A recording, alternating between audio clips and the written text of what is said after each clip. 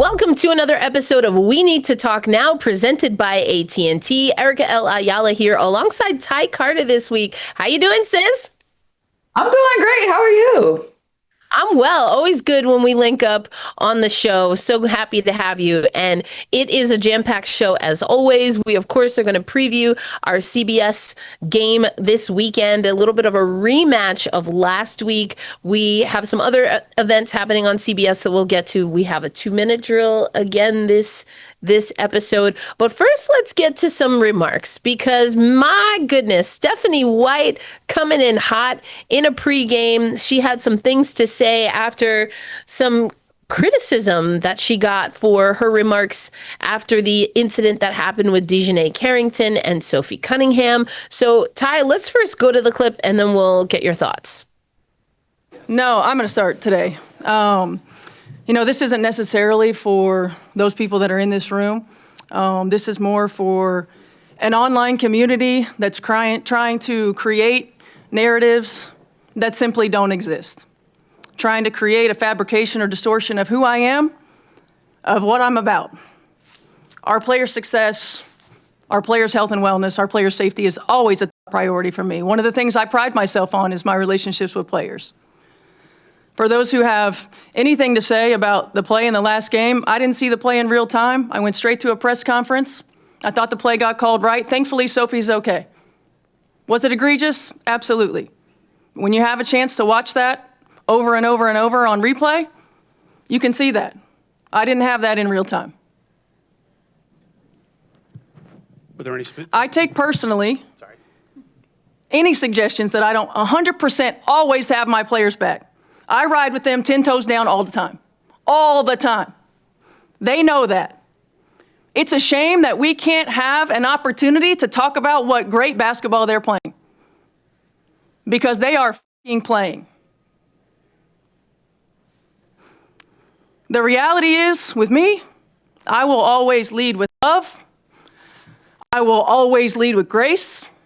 I will always lead with humility. And I will always lead with integrity. Doesn't mean I'll always get it right.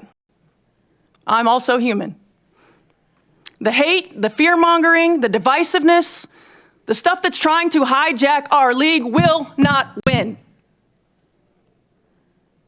It won't win. We are united. We are connected. We will not be divided. Every day these women put their ass on the line.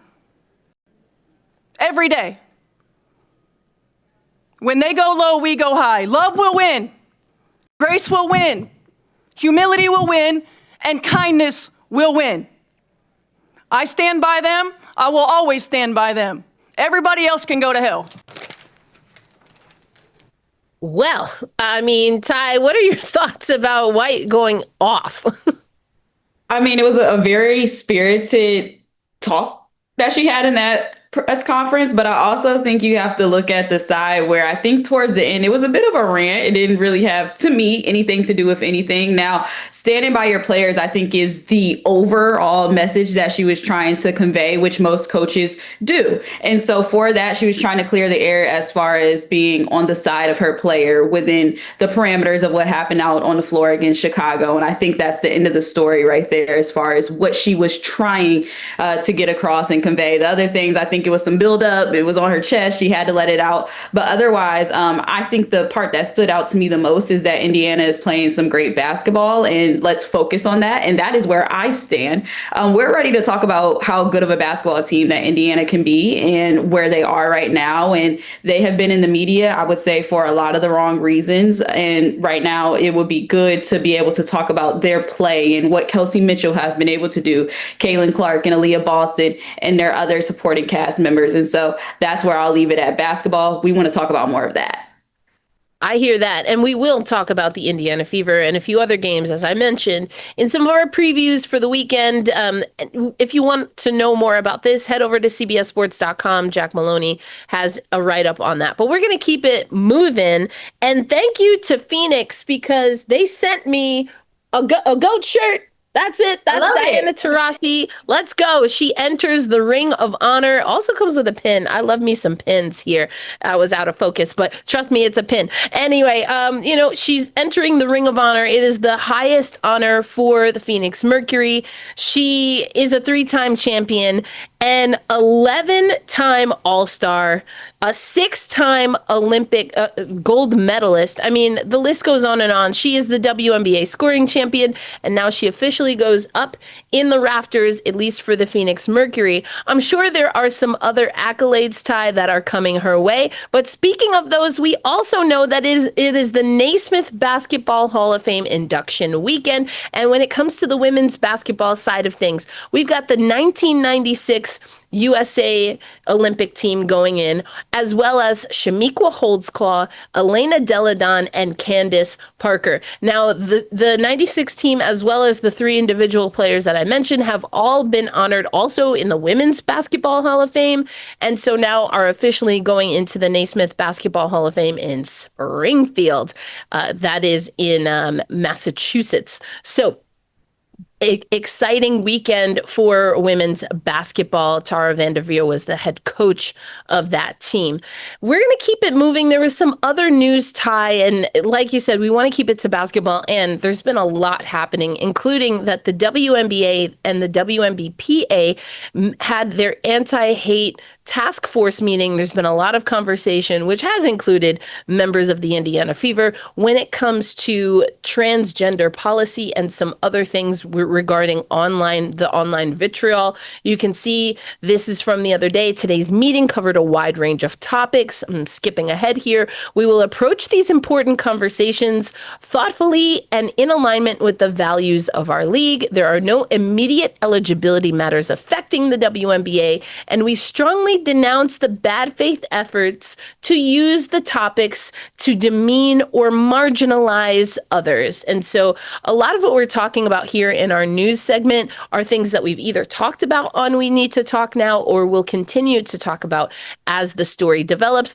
including that Mark Walter has been under investigation. We also got word that he is expected to sell the LA Lakers. He just got the majority ownership and now is set to sell. And Ty, why this matters is because he also owns the LA Sparks and the entire PWHL, which is the Professional Women's Hockey League. Now, while we've been told that this sale will not affect the Sparks, it is not known whether the ongoing financial issues and investigation will at some point affect the Sparks, but specifically the PWHL, which is a single owner model. So we got into a lot there, Ty. I know you were like, let's get to basketball, and that is exactly what we are going to do for the remainder of today's episode of We Need to Talk Now, presented by AT&T.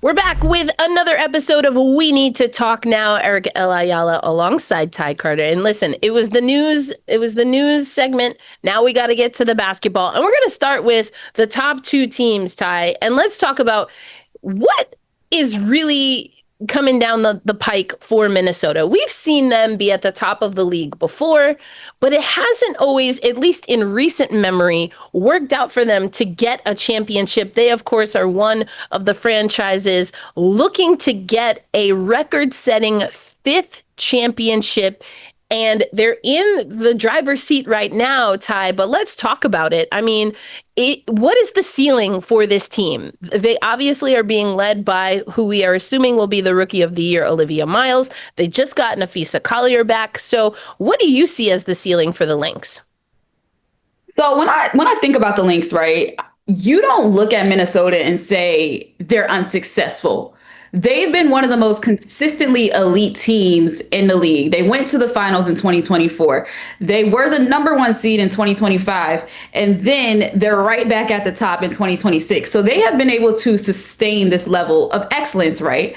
But what I do think now for them is that the expectations has changed. When you've established yourself as a team that is capable of winning 30 plus games year after year, they did it last year, and they did it the year before. They're on the verge verge of doing it again this year. The standard just becomes different. And so I think we're at a point right now where it's not about proving being a great regular season team anymore. It's about proving that you can get to the finish line. And so for Minnesota, they're in a great place to do that. But Erica, we talked a little bit about this yesterday. Strategy comes into a play a little bit more now. Do you utilize your bench a little bit more? Do you try to get your role players involved to see like, okay, how can we mix things up and make it a little shaky come playoff series where you have to beat the same team 3, 4, 5 times, and now we go to potentially 7 games in a final series? That's where I see the Lynx at. And so do I think that they can make it all the way and that this regular season has been meaningless for them? No, it means something. But now it's about getting to this place where, okay, we're in the finals. We can beat teams in series and go all the way. I think 2024 was a great indication of the confidence that this Lynx team can have of taking it all the way to the finals. I agree with what you're saying there. And the rest issue or conversation, we've already seen the Las Vegas Aces rest some of their players, controversially to some, and I'm not some, but either way, we'll get to that a little bit later on the show. But, we also have to put this within the context of the World Cup, because you mentioned 2024, that was an Olympic year. And now we have a World Cup en route to the next Olympics in 2 years, which of course the United States will host in LA and Oklahoma City. Let's put some respect on Oklahoma. Okay, thank you. But for basketball, they will for sure be in LA. Do you see this as a team that would benefit from resting some of their stars? One, knowing that Napheesa Collier, for sure, at least for the United States, is going to be representing her country. We may see a few other players. Not all of the rosters have been announced. Dorka, for example, could be another player that we see go to the World Cup. So do you see this as a time either right before the World Cup or on the back end where we might see Minnesota rest some of their players? Absolutely. I would say I would veer more towards the back end, right? Because as soon as you come back from World Cup play, that is the shot for clinching and seedings and all those things. Where I see Minnesota right now is after you lock up that number 1 seed and home court advantage, again, like what do we really have left to play for but a championship at this point? Now, you want to get your stars in there and get good minutes and keep the chemistry high, your conditioning there. But I think it would be a time, again, to shake up the lineups a little bit. Do you have Olivia playing a little bit more with your role players like Amaya Caldwell, or your shooters coming off the bench, Dorka? That's what I could see them potentially, again, strategy-wise, just trying to mix it up. I'm not saying have them sit out games after games and stuff like that, or do what Vegas did, but Vegas, they have a brutal schedule right now, I won't lie. But within that, there just has to come a time where you have to think about your players. And I would also say their health and what that looks like for these longer seasons. And the seasons are just extending more and more as the WNBA continues to expand. And so even thinking about getting to the end last year when Napheesa Collier, she got hurt in the semifinals. Now, I don't blame that, obviously, on the rest factor. But when you want the odds on your side to be able to go all the way, I don't think that's a bad idea. Well, we shall see. And like you mentioned, the schedule's only going to get larger, 50 games in 2027. So we'll see what that means for Minnesota, though, in 2026. Now, another team that we want to talk about, and it's a little odd, I'm not going to lie, to present it this way, but I'm going to do it because it's the conversation on the interwebs and the social media streets. Are the Golden State Valkyries, are they a legitimate contender? And why I say it's a little odd is because, baby, they've been a top 3 team all season and right now are sitting in the number 2 spot. We do know that Minnesota has already clinched. We don't know where they will be seated, but Golden State, at least, is right there in the pecking order to perhaps be one of the next teams to also clinch a playoff berth.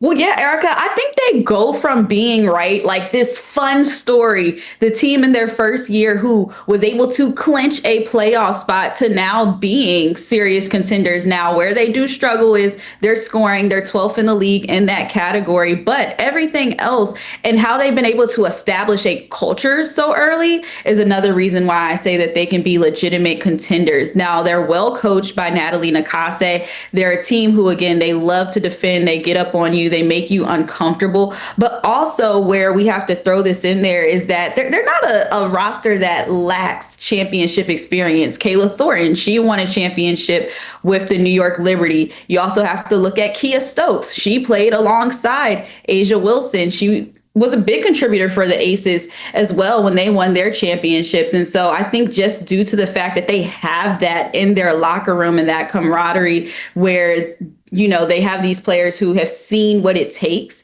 they can definitely get there. And so the conversation has definitely shifted from, oh, wow, like this is cool, like they're doing very well, to like, oh, they might be legit.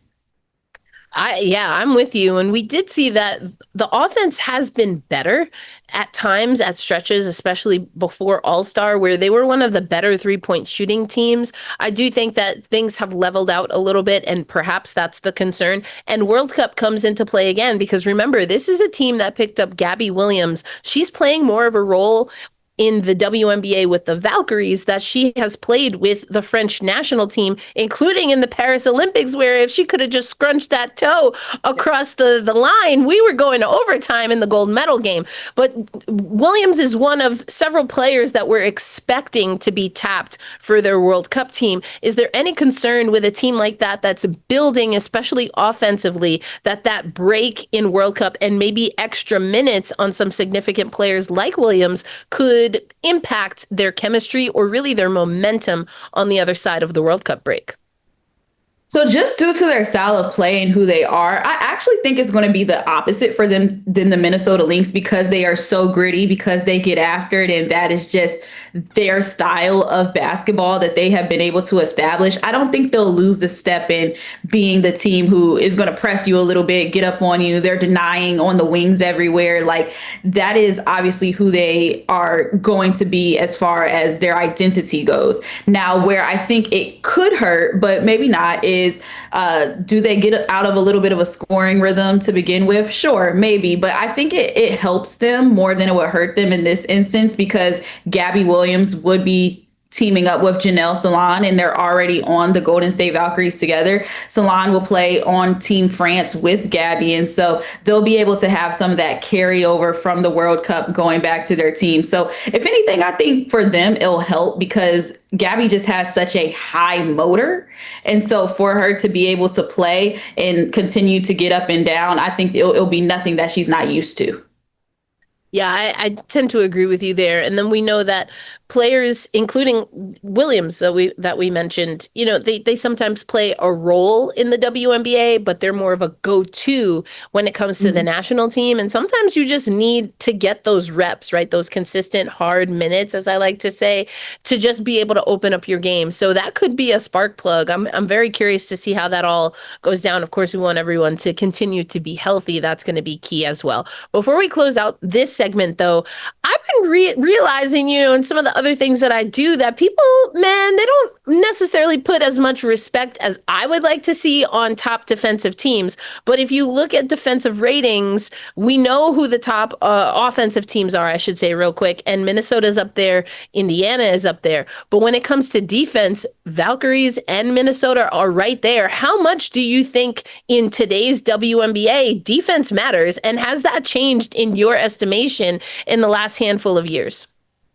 Well, I would say it matters, because now we're getting a jiffy of players who can score, right? Like Asia Wilson is up there. She's the league leader in scoring. But right after her, it's bunched up as far as players averaging 22 points per game or whatever the case may be. And that is because the movement that we've had in the different roles, like you said, now with players on teams where they can flourish in these roles as scorers more and more, we're seeing that we don't have incapable scorers in these on teams. They just might not have been in the proper situation before. And so with this consistent movement and free agency, expansion teams, I think the scoring is something that is just alive and well within the league.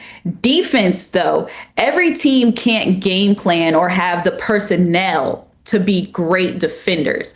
And that is where Minnesota has been able to find success. They have their two guards up front in Courtney Williams and Olivia Miles. And sometimes your top players, let's be honest, look at Luka. I'm not calling him out like in that way, but they don't want to defend. And so you have that buy-in from these two teams who are number one and number two in the league, who absolutely treasure being defensive pests. And I think that is why, or not even think, I know that is why they have been able to have so much success in the regular season.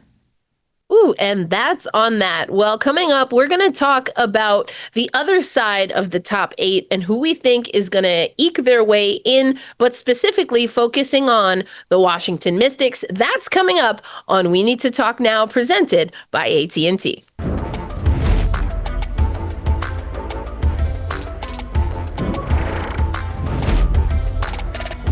We're back with another episode of We Need to Talk Now, presented by AT&T, and it is time for one of our favorite segments. It's the 2-minute drill, and today we are going to talk about whether the Washington Mystics can find their way into a top 4 spot, Ty, and be able to host. Right now, the Washington Mystics are sitting in 5th place in the standings. They have a 19-13 record, a .954 win percentage, so that is a true over 500 win percentage for a very young team. Now, I'm not going to say what they call themselves, but y'all can look that up some other time when we're not on network TV, maybe for the YouTube channel. But all right, we're going to put 2 minutes on the clock, and Ty, you're going to make your case. Is Washington, are they going to be a team that can host in the playoffs? Your 2 minutes starts now. Okay, Erica, I'm ready. Boom. The Washington Mystics, they have an advantage that most teams don't have, and they are big. So they become a little bit more difficult to prepare for, right? You got Kiki Ariefin on the inside. You got Shakira Austin. She just won the Eastern Conference Player of the Week. These are 2 players combined, and then you throw Lauren Betts in there. That's 6'5" across their roster. And these just aren't bigs out there who are taking up space, right? These are quality bigs who are stretching the floor. They're rebounding. The Washington Mystics are number 1 in the league in rebounding right now. And it just makes them harder to defend overall because there is a shortage of bigs, I would say, across rosters consistently. And so within that, teams have to make a decision of like, how exactly do we defend these girls and keep them off the glass and try to counter what they have, which is an advantage, right? That size. And then also you throw in there Sonia Citron. These bigs can see over top of the defense and they're able to hit cutters as they're going to the basket. It is just something that has excelled for them. And that is how they've been able to rise to the 5th spot. I can see them locking down a top 4 seed. Now, they do have to play against Vegas again. They just lost to them the other night. That's okay. Going forward, though, I think, again, the bigs, they got something special over there. Okay, didn't even need the full time. I'm here for it. I am here for it. All right, we're going to wipe that clock clean. It's my turn for the 2-minute drill. Now, I almost always go over, but since you left me some time, we'll see how I do. Okay, we're going to put my 2 minutes up on the clock, and here we go. My 2 minutes getting ready. Now, listen, I love what Ty had to say about the bigs. Not only do you have several big players and front court players, but they're getting significant minutes. I mentioned it earlier on the show, but having hard minutes in the WNBA is very important. We have so many teams that have expansion teams where players have played hard minutes, but not in a leading role. You think of like a Natisha Heidemann having to learn on the fly how to run an offense. This is a team because they have really set the pace in how they wanted to build and how they wanted to be young. And I think they have committed to that. What we're seeing is they're, yes, learning on the fly, but in an almost controlled environment. Now, I say controlled. If you look on social media, ain't nothing look controlled about this team, especially when they're celebrating a big win. Even their coach, Sidney Johnson, I mean, this man literally will dive on the floor to celebrate his team. They're so exciting. And when we had Sonia Citron, we were able to speak to her at the Obama Presidential Center for All-Star. And she said, listen, we're having fun. There's no pressure on this team. We trust each other. We like each other. And we're just going out there to play ball. I think the expectations are a little bit higher on the other side of All-Star. So I asked Sonia about that as well. She was like, we're not scared. They ain't never scared. They don't play scared. They don't look scared. They are just out there to play games, to play basketball games. And the fact that all these young stars are coming up together, they're getting to know each other on and off the court. And you see that chemistry. That's how they've been able to win tight games. They were able, Ty, to beat a Las Vegas Aces team that Asia Wilson dropped 38 points and they still got the win. You don't just go out there and do that when the best basketball player on the planet is dropping 38, dang near 40, and you still have the confidence to get a late night win. Like, I'm here for it. I'm absolutely here for it. So I like Washington. I think they absolutely can make a push, but it comes down to what all of these other teams do. And it's a really tight race overall. But that's why we talk about the games, Ty. We have to see how these standings eke out. You mentioned that Washington is going to play Vegas again. We also know that Indiana has a big game coming up, and we're going to talk about some of those games, both of those games, actually, as we continue on today's episode of We Need to Talk Now, presented by AT&T.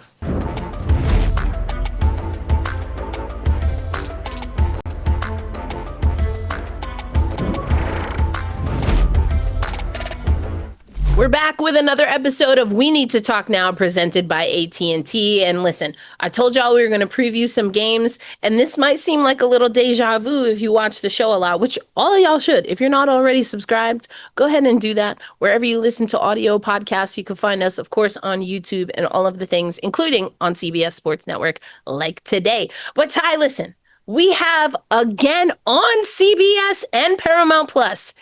We have the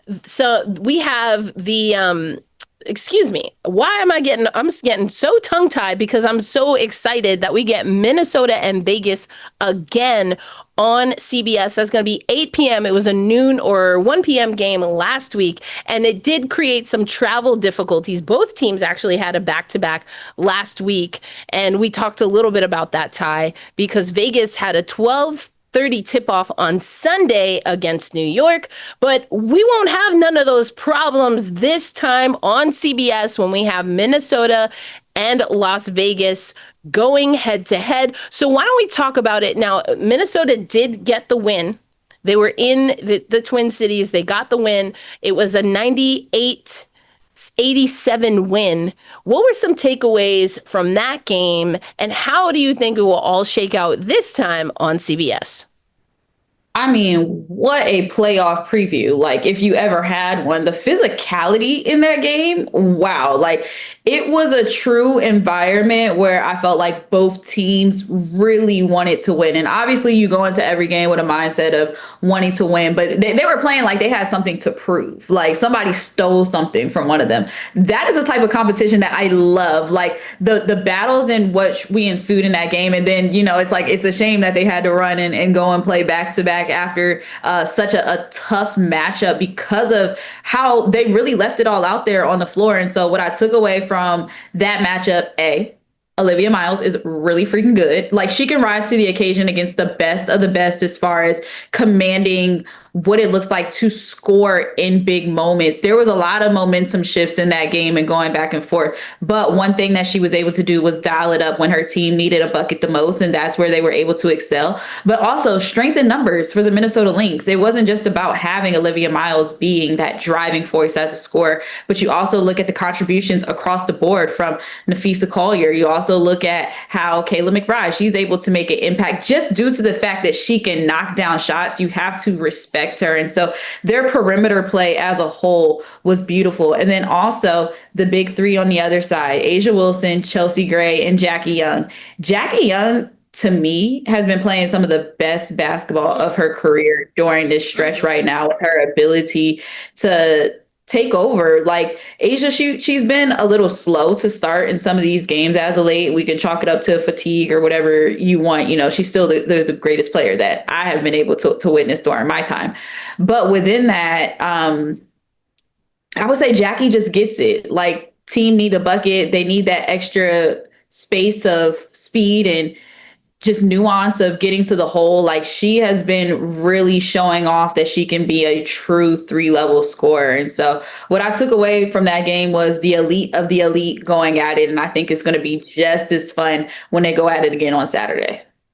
I love that you mentioned Jackie Young, because both Sydney Parrish and I, we were in studio to preview this game just before tip-off, and we both mentioned Jackie Young. Now, in this game, she had 23 points. She was 3 of 6 from the arc, from the three-point line. I always like saying arc better because it's not really a line, y'all. You know what I'm saying? That thing bend. Anyway, so you also had 14 points from Melissa Smith, which I think was huge, in addition to the 16 for A'ja Wilson. Now, to your point, maybe it's a little bit of fatigue, completely understandable. Like I said, A'ja Wilson had to drop 38 to get through Washington earlier this year.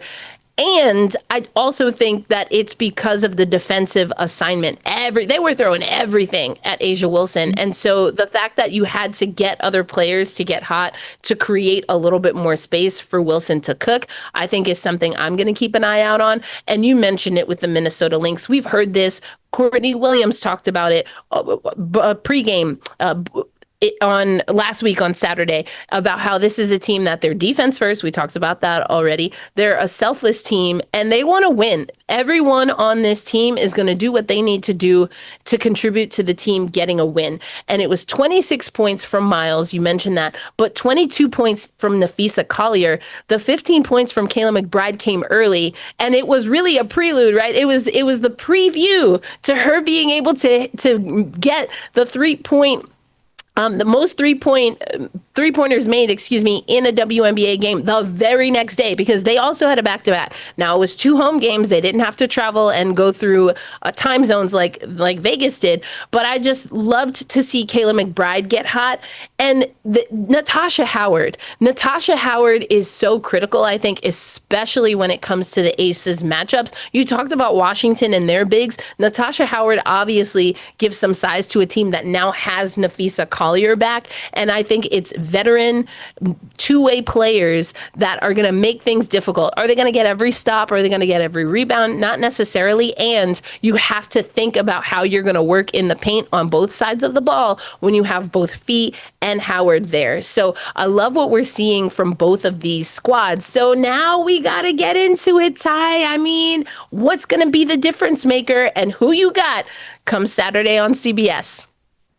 So I think the difference maker is going to be what we've seen in both of these matchups, right? Is speed. Who is dictating pace? Who is dictating tempo? But also who's taking care of the basketball? So I think the team who is able to hone in on that aspect of taking care of the basketball and dictating pace early is going to be the one to win. And for me, I think Minnesota has, again, the edge in this matchup, just within the stakes of their team and the type of basketball that they're playing right now. Because like you said, right, Erica, it's levels. It starts with Olivia Miles scoring. Boom. It can kind of trickle down. Kayla McBride, okay, she's hot now. She's feeling it. She's knocking down her 3-point shot.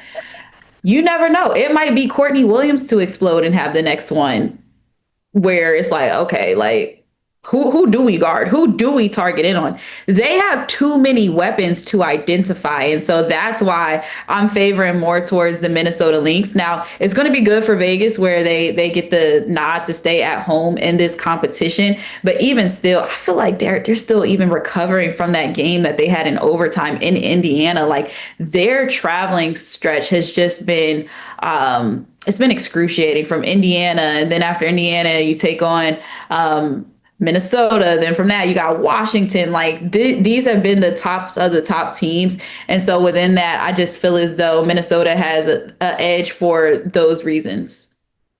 Yeah, I would have to agree with you. There were 5 lead changes and 4 ties, but overall, the longest run for Minnesota was 11 points, and their biggest lead was 14 overall. And if you look at the game flow chart, they really dominated. There's no silver. That was the color designated for the Aces. There was none of that on the back end, really starting in the second quarter. So I completely understand that. And this is the thing that about Vegas. And I know some of y'all know, most of y'all know.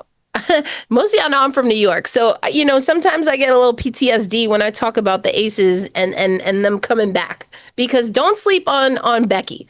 I've been riding with Becky for a really long time, and something about that woman, I tell you what, you put her in a corner and she's gonna come out swinging, and that's how I think her team also plays. Now you have a team that you mentioned the overtime game. They lose to the Lynx. They opted to rest their players against New York because they knew they needed to get at least one of these wins against Washington.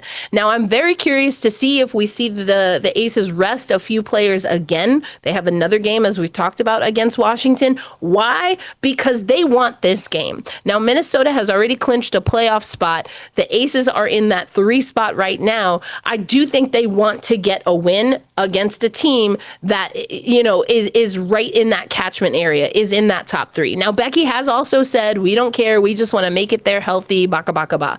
That being said, I've been watching this woman play and coach for a while, and I do think there's some games and certain teams that she just has circled, and I feel like Minnesota might be one of them. And they're going to be at home. I don't know. I feel weird not picking Vegas. I understand it. Logic mind tells me yes, but the analyst in me that loves sandpaper, that loves drama, is like, ooh, I don't know. I think I might have to go with Vegas on this one, just for vibes.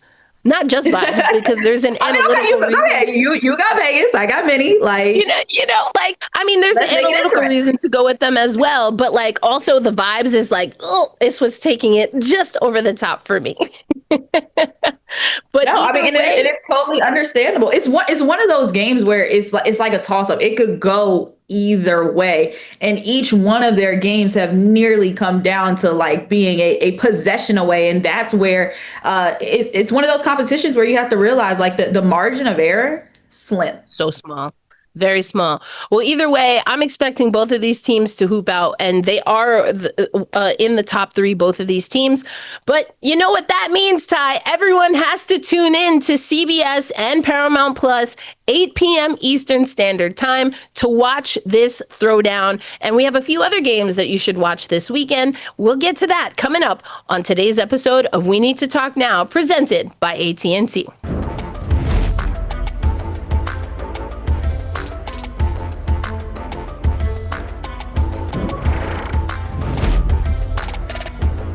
And we are back with We Need to Talk Now, presented by AT&T. Now, we got you ready for the game that is going to be on CBS and Paramount Plus. That is Minnesota at Las Vegas, 8 p.m. on Saturday. You are not going to want to miss that one. But there are some other games, Ty, that we have circled, including on Sunday, Indiana is going to be at Atlanta. These are 2 other teams that are jockeying for a top 4 finish. Indiana, if they can hold on, would be one of the teams to host. So what are you looking for, and who do you think are the players to watch in this game, Indiana versus Atlanta? Well, what I'm looking for in this game, specifically starting, let's go Atlanta first. They have a level of domination where they have been able to command paint points. And so for them, they average 49% of their points in the paint. That is good for first in the WNBA. And so if they look to do that and not go astray from what has been working for them offensively, which is getting into the paint, whether that be their guards, Jordan Canada turning the corner, getting down here, Alicia Gray, she has one of the best burst of speeds that I've seen, where she's been able to drive and get to the cup and score as well. And then, of course, Angel Reese being able to score around the paint, but also clean up and score as well with her rebounding abilities. And so for them, I'm looking for that aspect. Now, where Indiana can turn the tide and be really good is their 3-point shooting. And I feel as though that could be a counter for them. And I'm not saying go out here and, hit 15 threes a game. But early on, you want to make Atlanta be able to respect the fact that you have prolific 3-point shooters in Kelsey Mitchell and Caitlin Clark. Aaliyah Boston, she's been stepping out and been able to knock that thing down. And then there are role players as well. And so that is where the game flow is going to be different for these 2 teams, where I feel as though Atlanta can kind of gain the edge with their dominance in the paint and their physicality that they play with. And Indiana can be able to weigh that tide with the fact that they can hit outside shots. So for this, the players that I'm going to be looking for, though, is Kelsey Mitchell.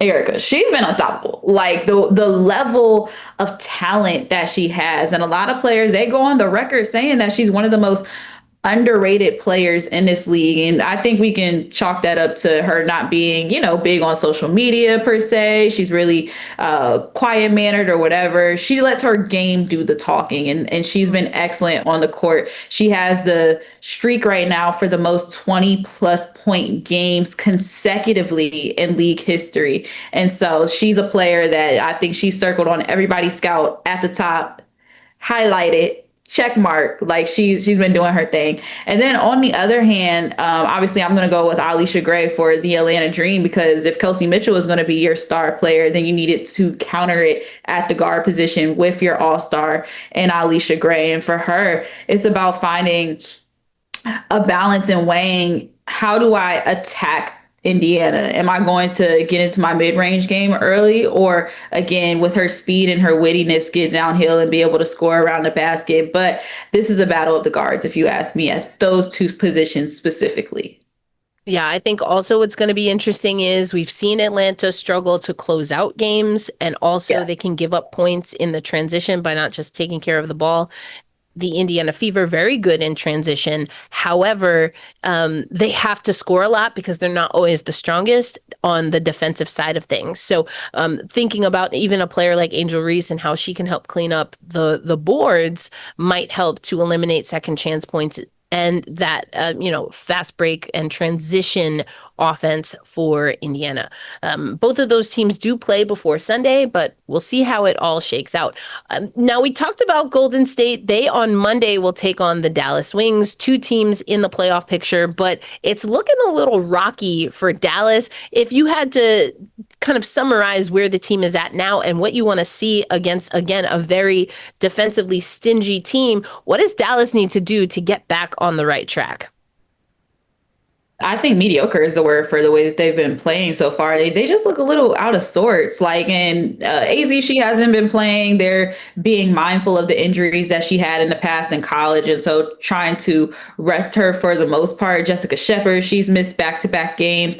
But for them, I want to see more Paige Beckers, like period. Paige Beckers is a scorer in her own right, but I feel as though she's very unselfish, and that's okay, right? She plays basketball the right way. That's one of those players that it's like anybody wants to play with her instead of against her. But within that, I feel as though she can get in her own way from taking over games. I feel like there's moments and there's timing in the game where it's like, damn, Paige, like shoot that. Like, why would you pass that up? And it's like, you should never have to say that to a player of her caliber. Now, she is averaging 17 field goal attempts per game, which I think is cool. But on the Dallas Wings team, who is trying to figure it out, trying to raise this level, I want to see her shoot 20 times a game. And I'm just being clear with that because of her consistency level as well. And so for them, I'm not putting it on her back and saying, oh, they're not doing this or that. But I do think she should be able to dictate things a little bit more. And I think it comes with her just commanding and getting to her shots within, again, the parameters of the offense. She's never going to go outside of herself, but she could be a little bit more selfish, respectfully.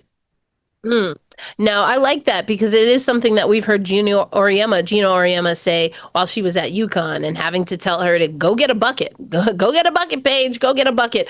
Dallas lost 3 in a row before defeating Toronto most recently, 4-6 in their last 10. So we'll see what they can do against, again, a very good defensive team in the Golden State Valkyries. That's going to be Monday on Peacock. The Sunday game is on ESPN. Again, that's the Indiana Fever taking on the Atlanta Dream. But back to what we've got on our airwaves here at CBS Sports Network on Saturday, 11:30 a.m. Pool play, Argentina versus USA in Pool B action in the Women's Field Hockey World Cup. That begins this weekend, and we have that first game, Argentina versus USA. Again, that's 11:30 a.m. Eastern Time on CBS Sports Network. That's going to do it for our show. Thank you so much, Ty Carter, for rolling through, and for Alicia J, who's at NABJ. My name is Erica L. Ayala. Thank you for listening to another episode of We Need to Talk Now, presented by AT&T.